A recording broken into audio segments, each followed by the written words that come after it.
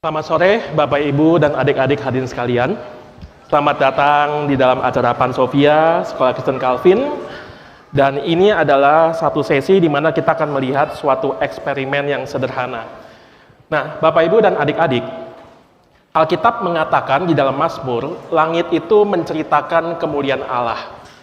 Itu sebabnya ya, kita akan melihat bahwa ada keteraturan, ada keindahan, dan juga ada struktur di dalam dunia, termasuk relasi-relasi yang sangat menakjubkan.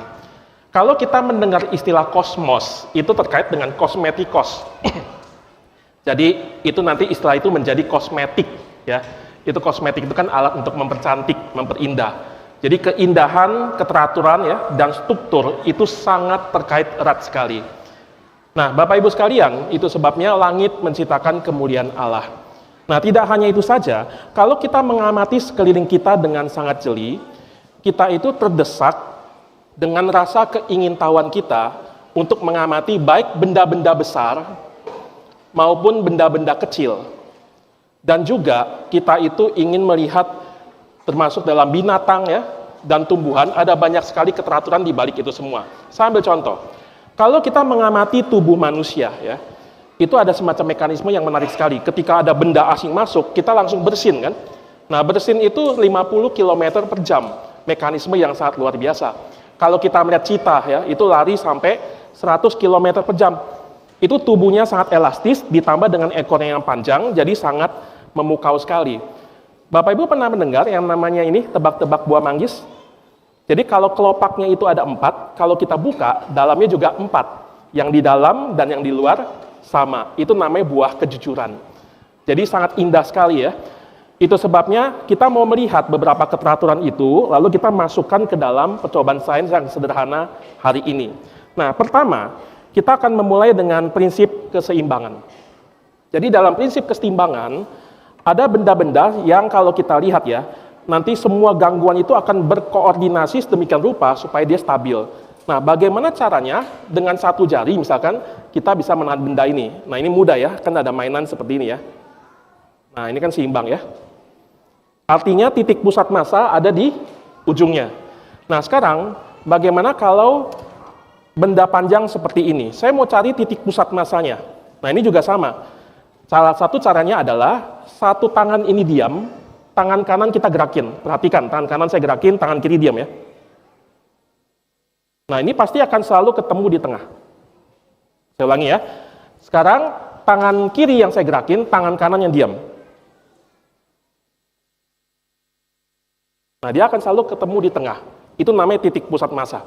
Nah, titik pusat massa ini penting sekali nanti kalau kita ingin misalkan membangun ya, membangun gedung bertingkat ya, lalu kemudian misalkan di dalam judo, dalam bela diri ya, lalu kemudian juga kita melihat dalam Formula One ya, mobil-mobil Formula One itu kan tidak ramping tinggi ya, tapi sangat pendek sekali. Supaya apa? Posisi titik pusat massanya itu rendah. Dengan demikian nanti dia akan lebih stabil. Sekarang kita akan coba lihat kestabilan yang lain. Tolong Elaine ya, berdirikan satu CD yang sudah disiapkan. Apakah mungkin kita bisa berdirikan ini? Belum bisa ya. Sekali lagi coba. Nggak bisa ya. Sekarang coba kita putar spinnernya.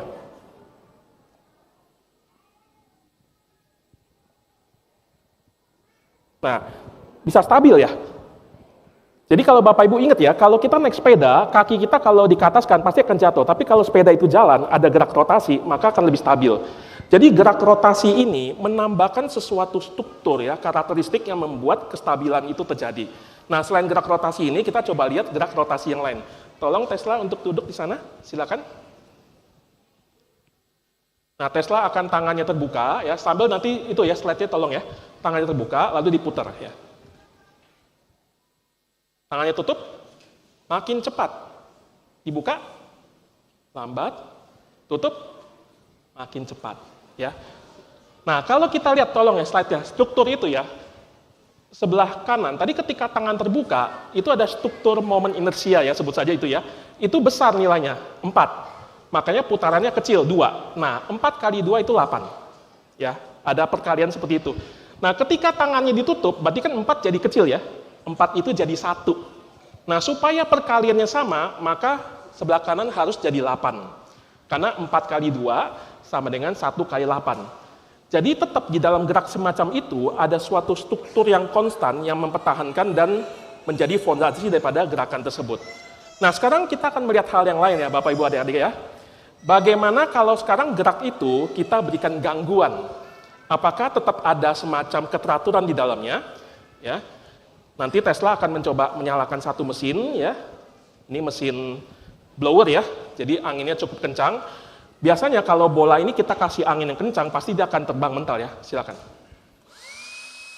Agak vertikal ya.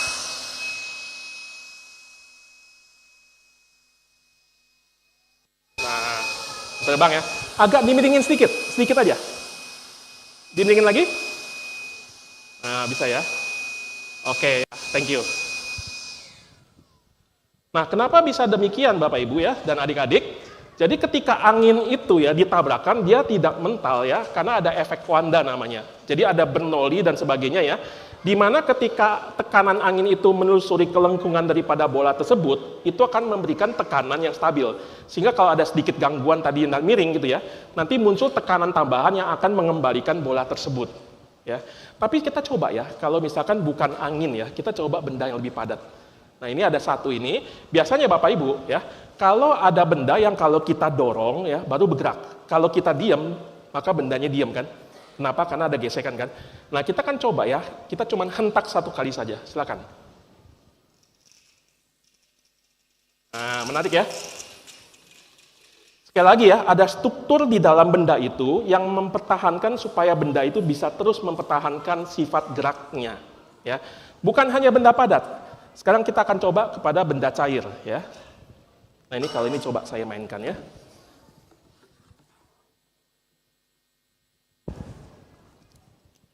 Kita tusuk gigi. Nah ini aqua ya, botol apapun lah ya, nggak harus aqua ya.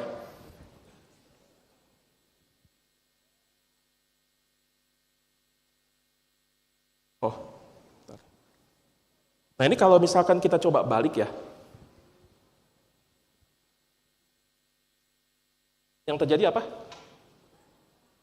Tumpah. Ada lubangnya ya, jadi saya tidak bohong ya. Tuh, masuk ya. Aduh ya.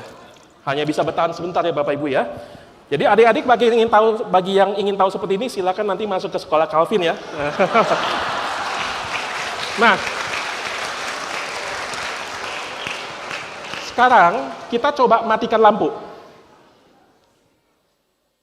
Oke, nyalakan lampunya. Nah, seketika kita nggak bisa ngelihat Bapak Ibu ya di dalam gerak.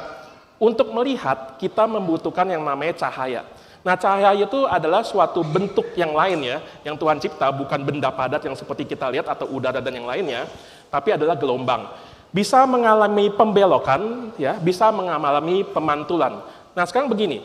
Cahaya tidak hanya membuat benda itu terlihat, tapi ketika dibelokkan juga menyembunyikan benda tersebut.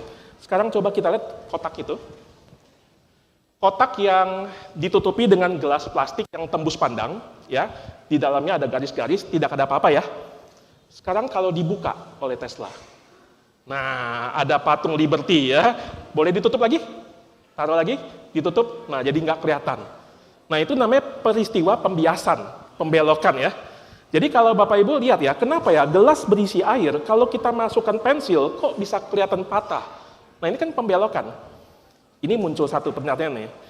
Muncul pertanyaan bagi kita, berarti benda-benda yang kita lihat, apakah betul-betul benda itu ada, atau hanya permainan daripada sifat-sifat cahaya?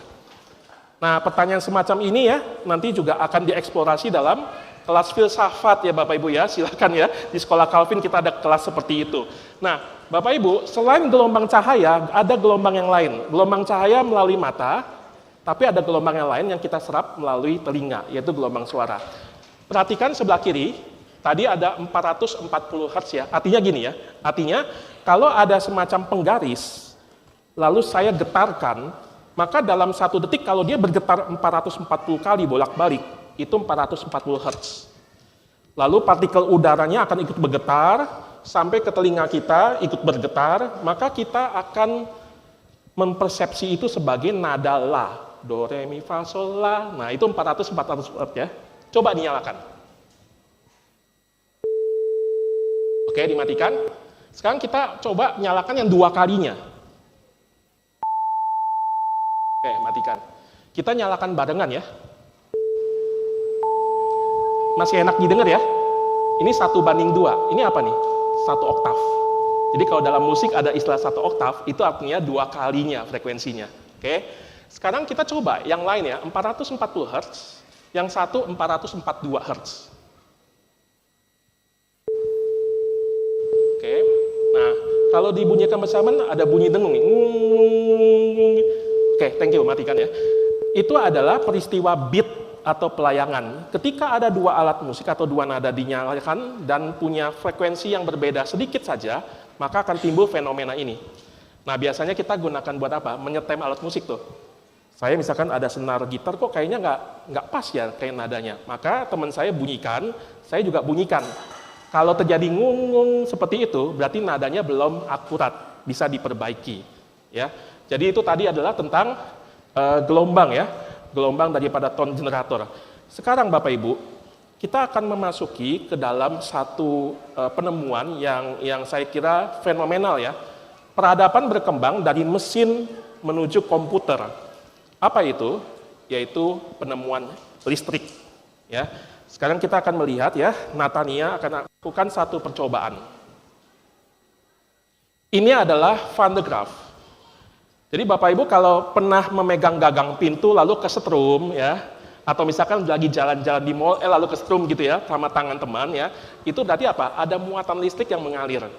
Jadi karena gesekan kita dengan lantai ya, tubuh kita lalu elektronnya ada yang pindah, lalu ada yang kelebihan muatan, kita pegang lalu terjadi aliran. Alat ini aman ya, sehingga listrik statisnya itu alirannya sangat rendah. Jadi tenang saja. Nah, sekarang Nathania akan pegang ya, lalu akan kita coba nyalakan.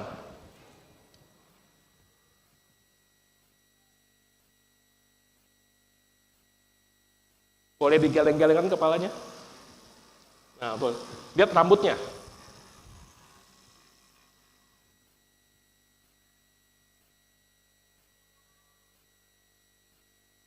Kalau dalam Dragon Ball itu namanya Super Saiyan ya. Oke, terima kasih ya. Matikan. Nah, ini rambutnya masih ini. Kenapa rambutnya bisa berdiri? Karena muatan listrik yang tadinya terkumpul di sini. Bapak Ibu, ini waktu kita nyalakan listrik itu tujuannya bukan listrik yang dimasukkan, bukan. Listrik itu gunanya hanya untuk memutar ini. Sebenarnya bisa manual, kita bisa putar begini nih. Nah, bisa putar manual. Tapi kan capek ya, kita putar manual gitu. Makanya kita pakai listrik untuk memutar ini. Lalu ketika ini diputar, itu bergesekan dengan benda yang di dalam, maka muatan akan terkumpul di sana. Ya. Jadi ketika Nathania pegang, muatannya ke tubuhnya, lalu dia berdiri, ada isolator, sehingga semuanya masuk ke dalam tubuh dia. Nah, sekarang yang kedua, bagaimana kalau misalkan dengan tangannya mendekati kertas aluminium foil ya, silakan nyalakan.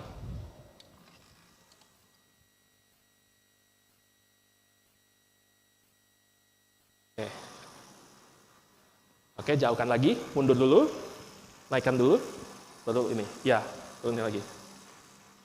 Oke ya, ya, thank you ya. Nah, bisa loncat-loncat ya, aluminium foilnya ya. Itu namanya induksi ya. Tangan dia bermuatan, lalu kemudian menginduksi permukaan logam yang tipis itu ya, sehingga logam itu kan punya elektron bebas ya, akan terjadi polarisasi, ada positif, ada negatif. Lalu ketarik deh.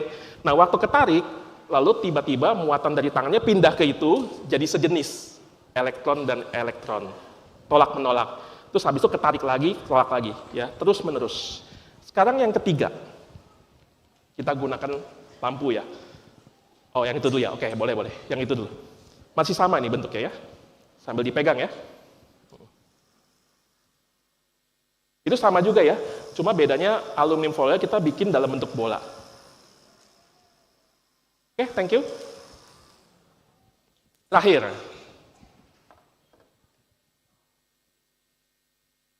Sudah siap? Pegang, ya. Boleh dimatikan lampunya. Nah, nyala ya lampunya ya. Bapak Ibu yang mau hemat listrik silahkan ya. boleh menggunakan percobaan ini ya. Oke, thank you. Boleh dinyalakan ya, akhirnya ketemu. Oke, jadi banyak hal yang menarik sekali Bapak Ibu ya, di dalam sains ya, kalau kita memang perhatikan dengan seksama, itu ada hal-hal yang pada akhirnya membukakan keajaiban, yang pada akhirnya membawa kita mengagumi Tuhan. Oke, saya kira ini demo yang singkat ya, dari tim kami bersama dengan saya, Pak Suntar, ada Pak Vincent, lalu ada Natania, lalu ada Ilen, dan juga Tesla. Sampai jumpa minggu depan di dalam Open House Sekolah Kristen Calvin. Ya.